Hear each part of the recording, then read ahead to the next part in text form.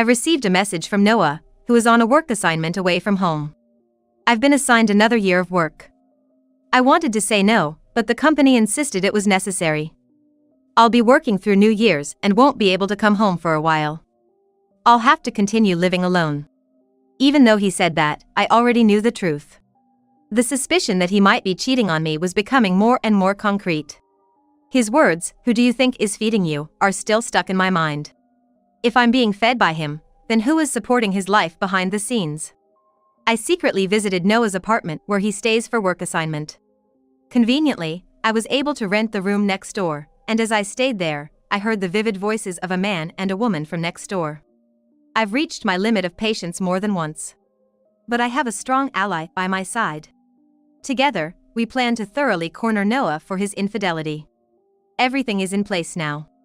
Noah is the only one who hasn't realized he's slowly being surrounded. It's sad that we can't be together even though we just got married. I'm Mary, a 32-year-old housewife and part-time worker. Noah and I got married a year ago. We had been dating since our student days and were blessed by everyone when we decided to marry.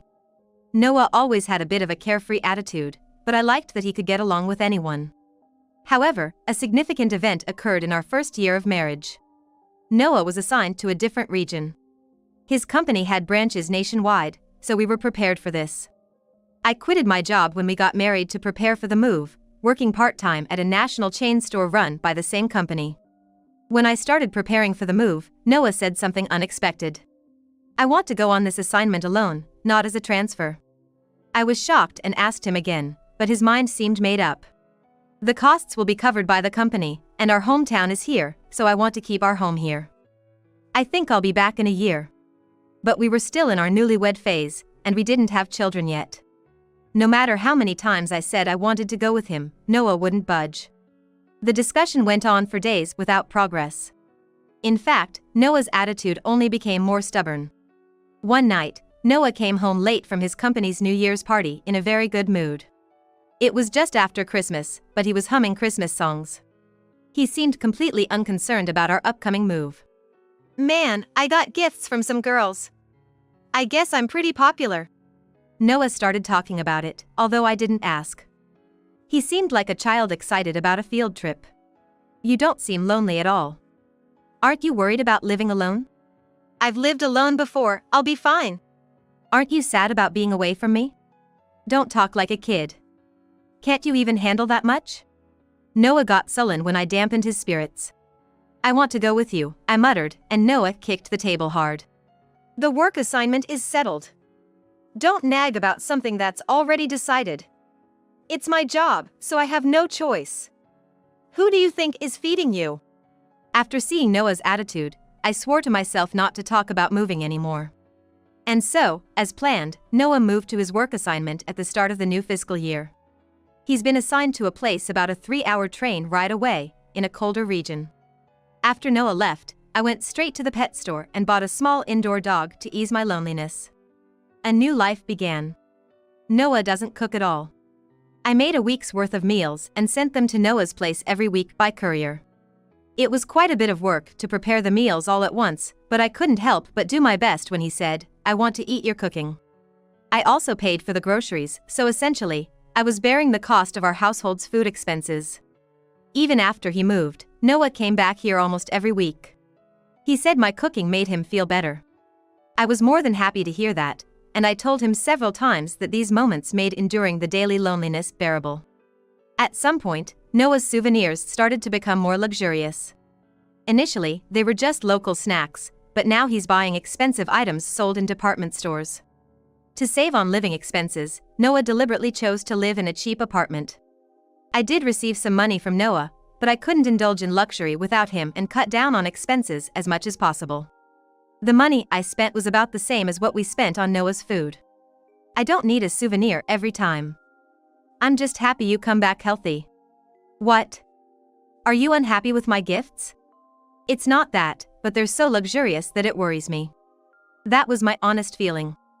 I didn't want him to overexert himself, especially since traveling alone is tiring. "Since when did you become someone who can't accept someone's actions sincerely?" Noah lost his temper and threw the cake he brought as a souvenir on the floor. Looking at the ruined cake, I felt like crying. That's not what I meant. It's annoying to be with you. I'll go back today without staying over. I panicked. The last train was approaching. But Noah just picked up his bag and left the house. When I hurriedly followed him, I noticed Noah on the phone with someone, just a little way from the house. Yeah, that's right. My wife is terrible. Can you come out tonight? I've got some free time, and I'd like to spend it with you, Lily. I'll treat you to my cooking. His tone was completely different from before, almost like he was sweet-talking. The content of the conversation was strange. Until now, I had never considered it, but could Noah be having an affair where he's assigned? Were the increasingly lavish gifts his way of making up for something? Unpleasant thoughts kept swirling in my mind. In the end, I couldn't bring myself to call out to Noah. The next day, Noah contacted me. He said his assignment period had been extended by another year. About yesterday, I couldn't tell you because of what happened, but I've been assigned another year of work. I wanted to refuse, but the company insisted, and I had no choice. I'll be working through New Year's and won't be able to come home for a while. I'll have to continue living alone. I felt like everything went dark before my eyes.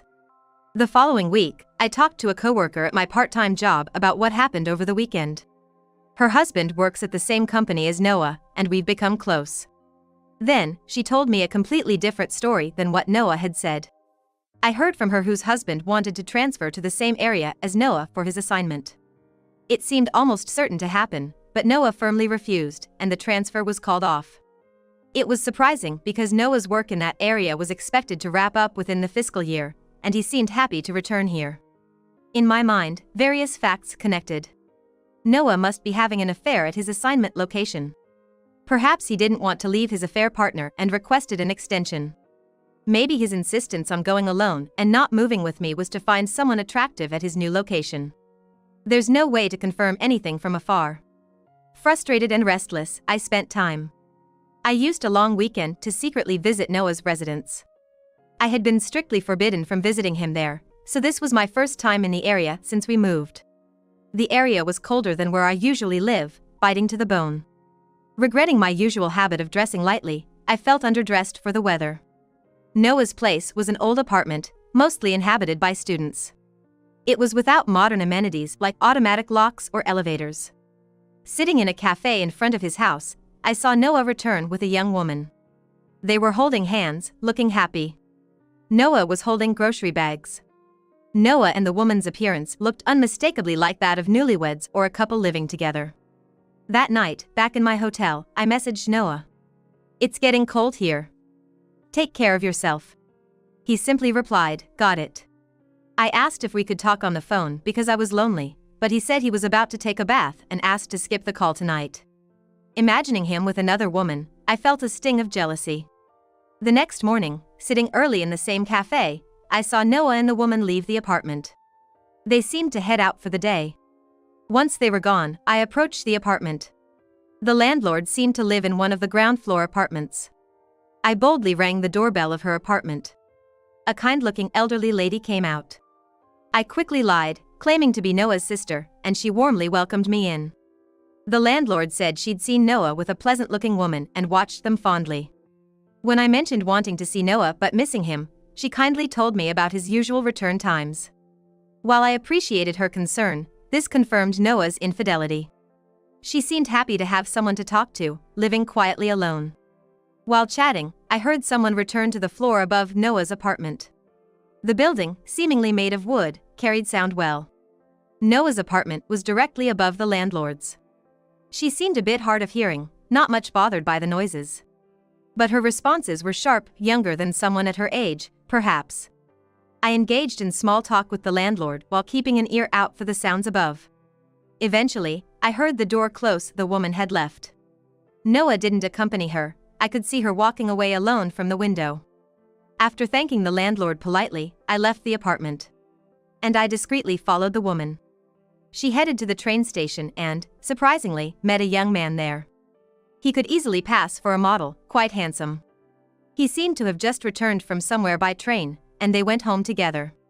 The woman appeared to be married. She made her relationship with Noah an affair. In the chilling winds, my heart felt equally frozen. Pondering my next move against them, I boarded the train back. The festive holiday mood was lost on me, heavy-hearted as I was.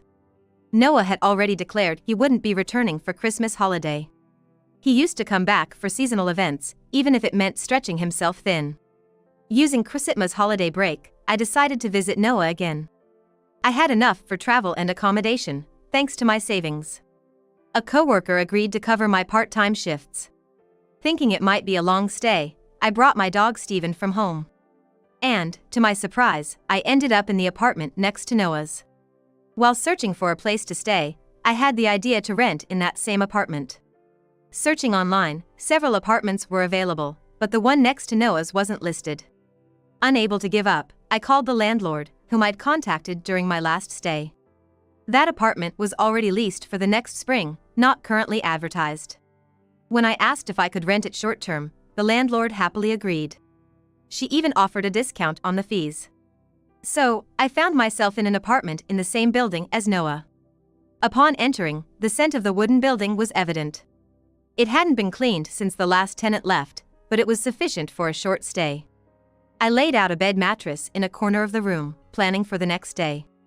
Then I heard someone return to the next room. It seemed Noah had brought a woman home again. The thin walls of the wooden apartment let almost every sound through. I heard the woman's voice, "Noah's cooking is always so delicious." But Noah can't cook, he has no culinary skills. Realizing she was eating my cooking, I felt a shiver down my spine. Unwittingly, I had been helping raise his stock. Listening to them enjoy the meal made me feel sick. At first, they seemed to be dining together, but then the conversation stopped, replaced by more intimate sounds. I managed to record it on my smartphone, feeling nauseated. I spent almost the entire night sleepless. The next morning, while they seemed still asleep, I started my plan. I went to the station where I had seen the woman meet what seemed to be her husband, and followed the route home. Walking through the residential area, I saw a well-groomed man approaching. His distinctive eyes were memorable. It was unmistakably the husband of the woman with Noah. I approached and spoke to him. "Excuse me, my name is Mary. This is sudden, but it seems your wife is having an affair with my husband." "What are you talking about?" "I'm sorry. I'm currently investigating my husband, and I saw your wife meeting you at the station before." The husband, who introduced himself as Lucas, said it was routine for him to meet his wife Lily at the station when returning from work. "I'm sorry for the suddenness, but I have evidence. Can I have a moment of your time? I'm heading to work now. Tonight might be better, Lily's been coming home late recently. She's been out a lot with year-end gatherings and such. Is after work okay?" Lucas, still only 28, appeared to be running a restaurant. After closing the shop, we agreed to talk there. That night, Lucas and I listened to the recording from the previous night in the dimly lit dining area. I braced myself, but it was still a tough listen. That's definitely Lily's voice. Lucas quickly decided what to do next. He wanted to stay in the apartment I was temporarily living in. Having been acting alone until now, his presence felt like a newfound hope. Though a stranger, Lucas was also directly involved. I couldn't ask for a more solid partner in this situation. Lucas hurriedly packed up at home and came to my room. My dog Steven joyfully ran to him, instantly taking a liking. "I'm glad. Lily hates dogs, so we couldn't have one at home," he said quietly, ensuring next door couldn't hear, as he affectionately played with Steven. Next door, it seemed Lily had come to Noah's room again. They sounded festive, with year-end approaching. And their caution about the affair seemed to be fading. Soon, those all-too-familiar intimate sounds began again. Lucas, now certain of the affair, bit his lip, listening intently. I pressed my ear against the wall but accidentally made a thump. The sounds from next door stopped momentarily. Lucas and I communicated in writing to keep quiet. He wrote, "That's good. Let's do more." We began to rhythmically knock on the wall in time with the noise next door. Each time we made a sound, their noise paused, amusing us to no end. Our notes escalated, faster. Like a samba rhythm. We got carried away, beating the wall enthusiastically. Steven seemed to enjoy the rhythm too, tapping his feet. Of course we laughed silently. It was funny how the sounds from next door paused every time we knocked on the wall, but what was truly adorable was Steven getting excited and dancing to the rhythm. Eventually, Noah couldn't stand it any longer. Supposed to be an empty room next door. I'll check it out. I heard the door open, then our intercom rang. Lucas wrote, "I'll handle it," and went to the door. He decided to talk through the door. He pinched his nose to disguise his voice. "Hey, it's kind of noisy. Sorry, I'm moving in, can I come by later to say hello?" Noah sounded flustered. "Now? If it's just greetings, please another time. I'm busy right now." We heard Noah's footsteps returning. I whispered a comment.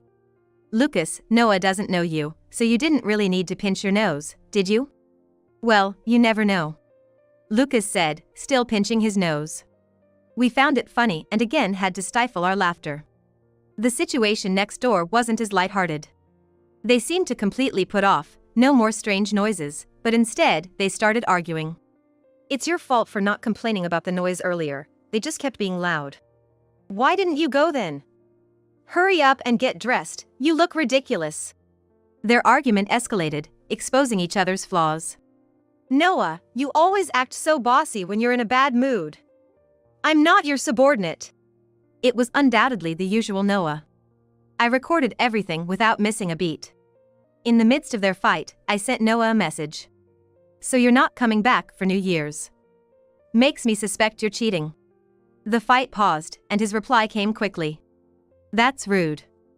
If I were cheating, I'd pay you any amount of alimony." I mentally noted his words. Lucas had the day off from his restaurant the next day, but he left early in the morning to clean it up. He then safely made it to my apartment without Noah noticing. We decided to cook dinner together. I'm pretty good at cooking, but I'm no match for Lucas, the professional. Cooking together felt like making a new friend. While we were eating, we heard talking from the next room. Noah seemed to be on the phone. "Oh. You're free today? Come over then." They had apparently made up after last night's fight. Soon, it seemed Lily had arrived. And those irritating sounds started again in the afternoon. "Here's our chance," Lucas wrote on a piece of paper. We finally decided to confront them. I rang Noah's doorbell. There was a scramble of noise, and soon a disgruntled Noah appeared. He was surprised to see me, eyes wide, speechless. We even brought Stephen along for the confrontation. "What are you doing here?" Explanations later. "It's cold, can we come in?" With that, we barged into the room. Lily was wrapped in a blanket on the bed, turning her back to us. "What are you doing here? And who's that guy with you?" "He's my partner." I deliberately kept it vague. But it was clear we were partners in investigating the affair. "So, you've got a man now. Came all this way to tell me about your affair, huh? Don't mess with me." Once Noah loses his temper, he can't stop. Unaware that I knew the truth, he started a long-winded rant. "When I'm working so far away, you think it's okay to cheat? I'll make sure to get a hefty alimony from you." Just curious, how much would that alimony be? I've heard the going rate is about $60,000. But since you've caused me even more mental anguish, let's make it $100,000. Noah, oblivious and smug, was quite the sight. After all, right behind him was undeniable proof of his affair. "Okay, but who's that behind you?" "Just a friend. She said she's feeling sick with a cold, so I'm taking care of her." Noah, with his shirt buttons mismatched and hair all messed up. He clearly had just been cheating. "Stop beating around the bush and sign this now." Before I could say anything, Noah pulled out a document from a cupboard. It was a divorce paper. It was already filled out on his end. Quite the preparation. I got it just in case. He must have intended to marry his mistress. Preparing such a document, extending his work assignment, he was that smitten. Without hesitation, I signed the divorce paper and put it in my bag. That's when Lucas spoke up. "By the way, has my wife come here?" "Wife? You're pretty young to be married." "I told you, only a friend is here." Lucas walked over to the bed and pulled off the blanket. There lay Lily in a compromising position. "Lucas, why are you here?" "Lily, you know this guy?" "She's my wife." Noah looked utterly shocked. "Lily, you said you were single, didn't you?" "I never thought I'd get caught." "How did this happen?" "That's my line. This whole ordeal has been one of the most unpleasant experiences of my life. No need for explanations. You two were having an affair. Lucas pulled out a divorce paper from his pocket and thrust it at Lily. You know what to do, right? Lily reluctantly started to sign the paper. It's okay. We're getting divorced. You can be free with Noah now. It was just for a limited time. Lucas is clearly more handsome and has more prospects. I never really intended to leave Mary. It was just a momentary lapse. Preparing divorce papers and saying that unbelievable. If it wasn't serious, that makes it even worse. Noah was pacing around the cramped room. The sound of his footsteps must surely be heard by the landlord. Stop it, it's noisy. This apartment carries sound easily. I played the recordings from my phone. The recordings of their noises and arguments were playing. And I showed Noah's message. You said you'd pay me hundreds of thousands in alimony, right? Noah, resolute, knelt at my feet. Forgive me. I was wrong. I won't cheat again. Please call off the divorce. It's not that easy. I've suffered emotional distress, so just alimony won't cut it.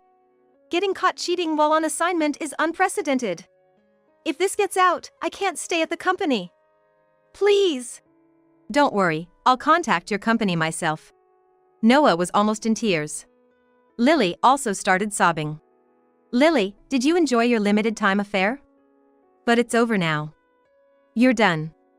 Why don't you get dressed? Lucas, unfazed, kept presenting the divorce papers to her.